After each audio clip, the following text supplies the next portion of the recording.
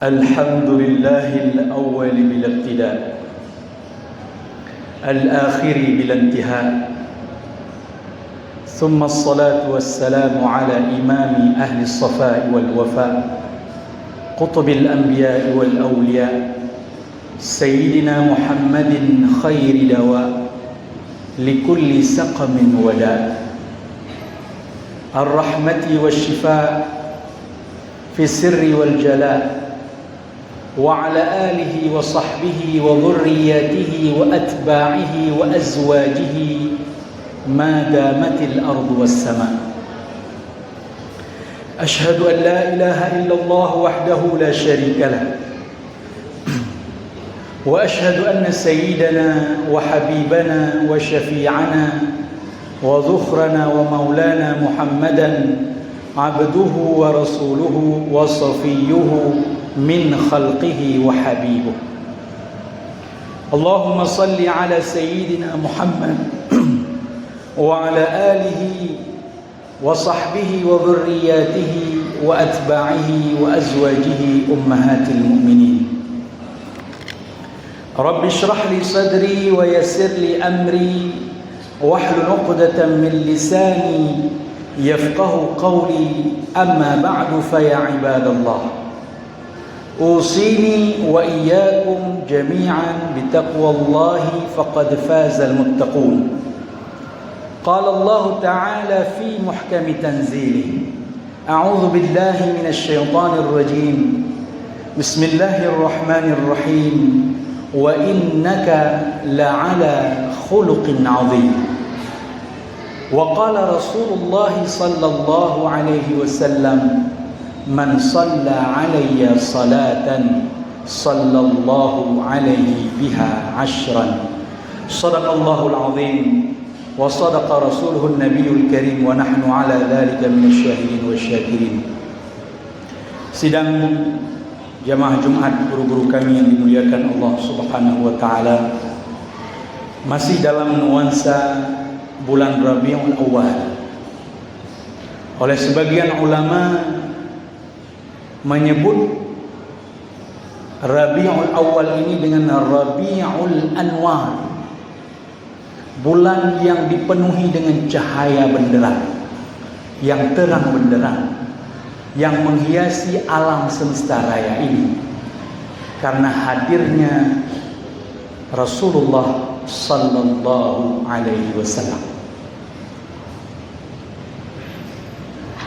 Di dalam Al-Quran surah Al-Qalam ayat 4 yang khatib baca di awal tadi adalah bentuk ungkapan pujian Allah kepada Rasulullah sallallahu alaihi wasallam dengan pujian yang sangat tinggi.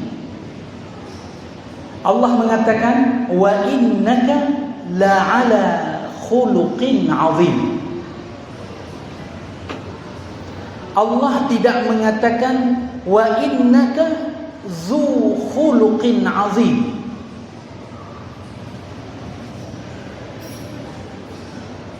Kalau arti daripada wa innaka la zu khuluqin azim atau zu khuluqin azim, ya Rasulullah, sungguh engkau memiliki akhlak yang mulia, akhlak yang luar biasa. Tapi Allah memuji Rasulnya dengan ungkapan wa innaka la'ala khuluqin azim. Sesungguhnya engkau ya Rasulullah di atas akhlak mulia itu.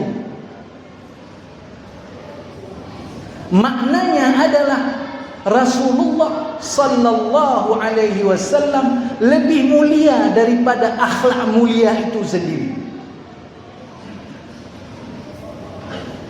Pujian yang sangat luar biasa dari Sang Pencipta kepada makhluk yang paling mulia yang Allah ciptakan. Ibarat seseorang atau seorang suami memuji istrinya, wahai istriku, engkau kelihatan indah, kelihatan cantik ketika memakai pakaian ini. Itu pujian level pertama. Ada level yang lebih tinggi ketika seorang suami memuji istrinya, sesungguhnya engkau istriku, pakaian ini menjadi indah dikarenakan engkau yang memakainya. Jadi akhlak yang mulia itu menjadi mulia dikarenakan bersanding dengan Rasulullah sallallahu alaihi wasallam. Maka tidak heran ketika sahabat Rasulullah sallallahu alaihi wasallam, sahabat Hassan bin Thabit, beliau memuji Rasulullah sallallahu alaihi wasallam di hadapannya. Beliau katakan, "Wa ajmalu minka lam tara qattu 'aini." Yang lebih indah daripadamu ya Rasulullah belum pernah dilihat oleh mataku. Belum pernah mataku melihat keindahan lebih indah daripadamu. Wa ahsanu minka lam talidin nisa'u. Yang lebih ganteng daripadamu ya Rasulullah belum pernah dilahirkan oleh wanita manapun. Coba bayangkan pujian sahabat Rasulullah sallallahu alaihi wasallam. Lanjutannya apa? Khuliqta mubarra'an min kulli 'aibin. Engkau diciptakan terbebas dari segala cacat dan dosa. Ka'annaka qad khuliqta kama tasha'. Seakan-akan engkau diciptakan sebagaimana maumu. Ma'asyiral muslimin rahimakumullah, lihatlah bagaimana pujian sahabat kepada Rasulullah sallallahu alaihi wasallam karena tadi memiliki akhlak yang mulia, bahkan di atas akhlak yang mulia. Tidak cukup di sini, para ulama kemudian semisal Syekh Yusuf bin Ismail bin Yusuf An-Nabhan, beliau memuji Rasulullah dengan pujian yang lebih dahsyat lagi ternyata. Ini ulama kontemporer. Beliau mengatakan dalam sebuah pujiannya kepada Rasulullah sallallahu alaihi wasallam yang berkaitan dengan peristiwa Mi'rajnya Rasulullah sallallahu alaihi wasallam, beliau katakan, ala ra'si hadzal kauni na'lu Muhammadin ala. Di atas alam semesta ini sandalmu ya Rasulullah lebih tinggi dari semuanya. Fajami'ul khalqi tahta zilalihi. Sedangkan semua alam raya ini, makhluk ini di bawah naungannya, naungan sandal tadi. Apa lanjutannya? Ainda turi Musa nudia ikhla. Padahal Nabi Musa ketika berada di Bukit Tursina diperintahkan untuk menanggalkan atau melepaskan sandalnya. Wa ahmadu 'alal 'arsy lam yukmal bi khal'ini 'alihi. Sedangkan Nabi Muhammad sallallahu alaihi wasallam tidak diperintahkan untuk membuka sandalnya. Bagaimana mulianya Rasulullah sallallahu alaihi wasallam ketika malaikat Jibril tidak mampu lagi untuk meneruskan perjalanan bersama Rasulullah sallallahu alaihi wasallam karena memang makamnya malaikat Jibril pada posisi itu. Lalu Rasulullah melanjutkan perjalanan menuju Allah Subhanahu wa taala.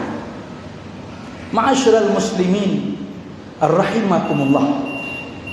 Maka kita sering melihat ada lambang seperti capal atau terompah Nabi Muhammad sallallahu alaihi wasallam yang dilukiskan di dinding-dinding. Bahkan kita bisa menemukan terlukis di peci kita. Ada lambang seperti kubah, itu adalah replika daripada terompah sandalnya Rasulullah sallallahu alaihi wasallam sebagai tabarruk, mengambil berkat akan mulianya yang mengenakan sandal tersebut. Ma'asyiral muslimin rahimakumullah. Tentulah dalam nuansa yang maulid yang penuh dengan kemuliaan ini, yang kita rayakan sebagai ekspresi rasa cinta, rasa rindu kita kepada Rasulullah sallallahu alaihi wasallam, yang mana itu semuanya akan mendatangkan cinta Rasulnya, yang akan mendatangkan cinta Allah subhanahu wa ta'ala. Bahkan suatu ketika sahabat Umar bin Khattab, beliau mengatakan kepada Nabi ketika lagi duduk-duduk dengan Nabi, "Ya Rasulullah, engkau lebih aku cintai dari segala sesuatu, namun tidak lebih daripada diriku sendiri." Artinya sahabat Umar bin Khattab itu lebih mencintai dirinya baru Rasulullah. Apa kata Rasulullah? Belum beriman. Rasulullah mengatakan, "Walladzi nafsu Muhammadin biyadihi la yu'minu ahadukum hatta akuna ahabba ilaihi min waladihi wa walidihi wan nasi ajma'in." Sungguh demi Allah tidak sempurna keimanan seseorang sehingga menjadikan aku lebih dicintainya daripada anak-anaknya, daripada orang tuanya, daripada seluruh manusia termasuk dirinya sendiri. Terkejut Sayyidina Umar bin Khattab. Kemudian beliau mengatakan, "La anta ya Rasulullah ahabbu ilayya min nafsi." Sungguh engkau ya Rasulullah lebih aku cintai daripada diriku sendiri. Baru Nabi Muhammad sallallahu alaihi wasallam mengatakan, "Al-an ya Umar." Sekarang sudah sempurna keimanan. Maka kita perlu untuk melihat pada diri kita masing-masing. Sudah sejauh mana kecintaan kita kepada Rasulullah sallallahu alaihi wasallam. Di hari Jumat ini Al-Imam Asy-Syafi'i itu salawatnya itu banyak sekali. Apabila di hari biasa kita katakan 100, di hari Jumat ini beribu-ribu salawat kepada Rasulullah sallallahu alaihi wasallam. Maka ma'asyiral muslimin rahimakumullah, indikator pertama untuk mengukur sejauh mana kecintaan kita kepada Nabi Muhammad sallallahu alaihi wasallam adalah dengan memperbanyak bersalawat kepada Rasulullah sallallahu alaihi wasallam. Kita mendengar di setiap khutbah Jumat khatib mengatakan, "Innallaha wa malaikatahu yusalluna 'alan nabi ya ayyuhalladzina amanu sallu 'alaihi wa sallimu taslima." Sesungguhnya Allah dan para malaikat bersalawat, tentunya dengan makna yang khusus, kepada Rasulullah sallallahu alaihi wasallam. Baru Allah memerintahkan kepada orang-orang yang beriman, "Ya ayyuhalladzina amanu sallu alaihi wa sallimu taslima."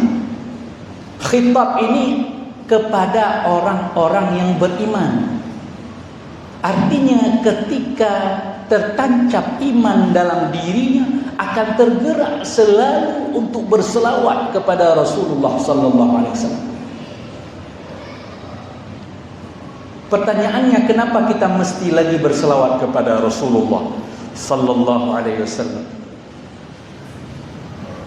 Padahal Rasulullah itu sudah dijamin oleh Allah masuk ke dalam surga.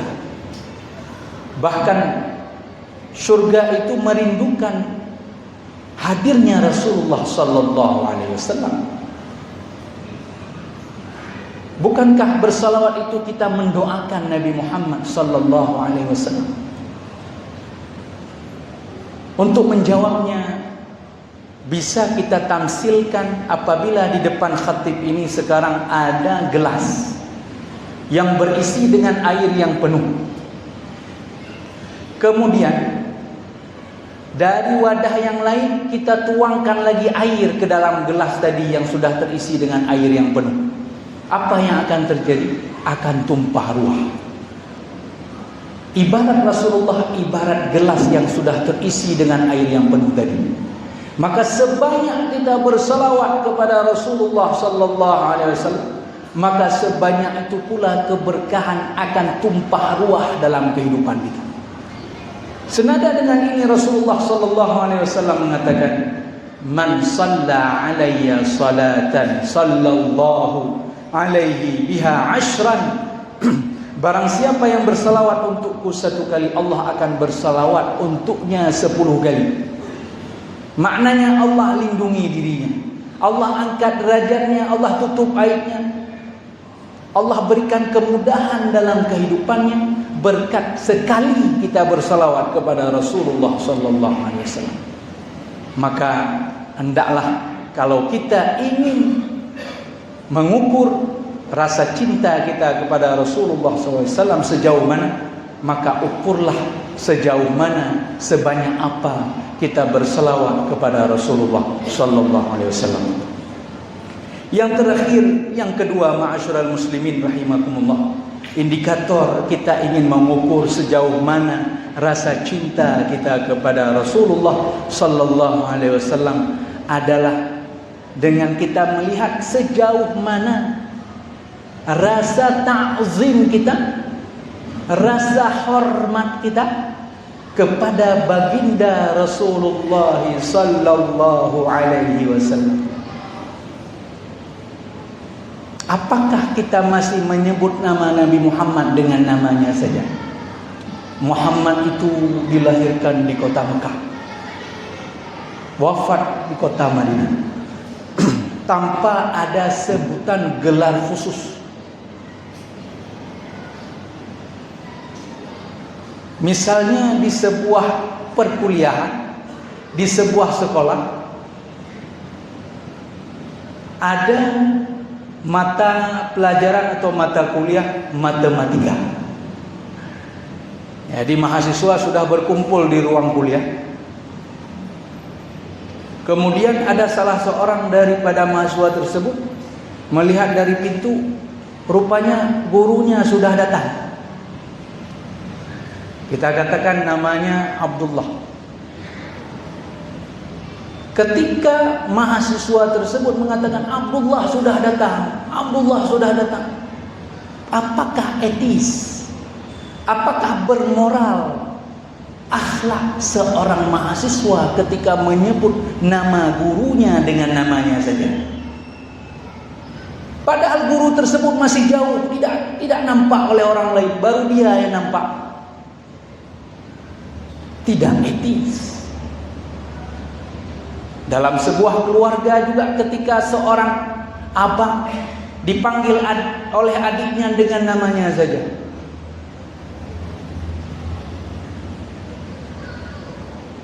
apalagi kepada Rasulullah sallallahu alaihi wasallam. Di dalam Al-Qur'anul Karim,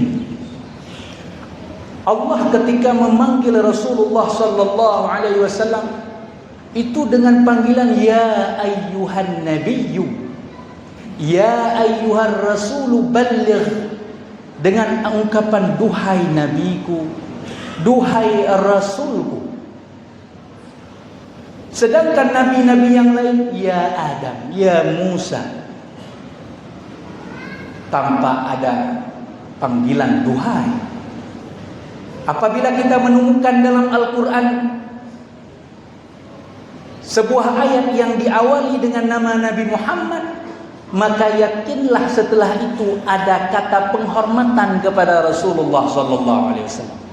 Muhammadun Rasulullah. Walaupun tidak disebut di awal, ada terusannya yang mengungkapkan agungnya Rasulullah sallallahu alaihi wasallam. Maka Muhammadun aba ahadin min rijalikum walakin Rasulullah. Ma'asyiral muslimin rahimakumullah, maka hendaklah kita kembali menata adab, rasa ta'zim, rasa cinta kita kepada Rasulullah sallallahu alaihi wasallam dengan menyebut, dengan memanggil nama Rasulullah dengan panggilan yang mulia. Apakah ada dalil dalam Al-Quran? Ada. Di dalam surah An-Nur ayat 63 Allah mengatakan, la taj'alu du'a'ar rasuli bainakum ka du'a'i ba'dikum ba'da. Janganlah engkau menjadikan panggilanmu kepada Rasulullah sebagaimana engkau memanggil saudaramu. Jadi dalam tafsir Ibnu Katsir disebutkan ayat ini turun disebabkan orang-orang pada saat itu di Mekah memanggil Nabi Muhammad dengan namanya saja.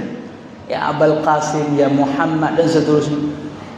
Maka turunlah ayat ini, syarrifuhu, kata Imam Ibnu Katsir dalam tafsirnya, agar kita memuliakan ketika kita memanggil nama Nabi Muhammad. Begitu juga dengan sahabat-sahabatnya yang mulia. Dahulukanlah dengan kita mengatakan sahabat Abu Bakar As-Siddiq, sahabat Umar bin Khattab, Khalifah Abu Bakar As-Siddiq, Imam Ali bin Abi Thalib.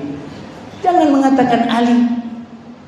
Apa bedanya sahabat Rasulullah dengan nama orang Ali di kampung ini? Dengan orang yang sedang berdagang di pasar, ada juga namanya Abu Bakar. Mereka para sahabat, para ulama semuanya mewariskan kemuliaan daripada Nabi Muhammad sallallahu alaihi wasallam. Maka perlulah bagi kita untuk memuliakan mereka. Memuliakan keluarga Rasulullah sallallahu alaihi wasallam. Ahlul bait Rasulullah harus dimuliakan. Sayyidina Hasan, Sayyidina Husain. Rasulullah sallallahu alaihi wasallam bersabda tentang keutamaan Sayyidina Hasan dan Sayyidina Husain. Beliau mengatakan, Al-Hasan wal Husain sayyida syababi ahli jannah. Sahabat Hasan, sahabat Husain adalah beliau ini berdua tuannya penduduk syurga. Rasulullah menyebut kedua mereka ini dengan tuan, Sayyiduna, Sayyida syababi ahli jannah. Kita tutup dengan sebuah hadis daripada Rasulullah sallallahu alaihi wasallam, la tasubbu ashabi falau anna ahadakum anfaqa mithla uhudin dhahaba ma balagha mudda ahadihim wala nisfaini. Janganlah kalian menghina sahabat-sahabatku. Itu kata Rasulullah. Sekiranya ada di antara kalian yang berinfak emas sebesar gunung Uhud. Gunung Uhud itu di kota Madinah. Tingginya 1000 meter. Panjangnya 7 kilometer. Sekiranya ada orang yang berinfak emas sebesar gunung Uhud, ma balagha mudda ahadihim wala nisfaihi, itu semuanya tidak akan menyamai infaknya sahabatku, walaupun sahabatku itu hanya berinfak segenggam atau setengah genggaman dari tangan mereka. Ma'asyiral muslimin rahimakumullah. Mudah-mudahan dalam bulan Maulid, bulan penuh dengan kemuliaan ini, kita kembali, kita tumbuhkan rasa cinta kita kepada Rasulullah sallallahu alaihi wasallam dengan memperbanyak bersalawat kepadanya, dengan membaca sirahnya, dengan kita berzikir, bersalawat, ikut di dalam majlis zikir, karena itu adalah majlis di antara taman-taman surga yang ada di bumi. Mudah-mudahan yang sedikit ini bermanfaat untuk khatib dan seluruh jamaah sekalian, dan mudah-mudahan dengan kecintaan kita kepada Rasulullah sallallahu alaihi wasallam mengantarkan kita mendapatkan syafaat dari baginda Nabi besar Muhammad sallallahu alaihi wasallam. Amin amin ya rabbal alamin.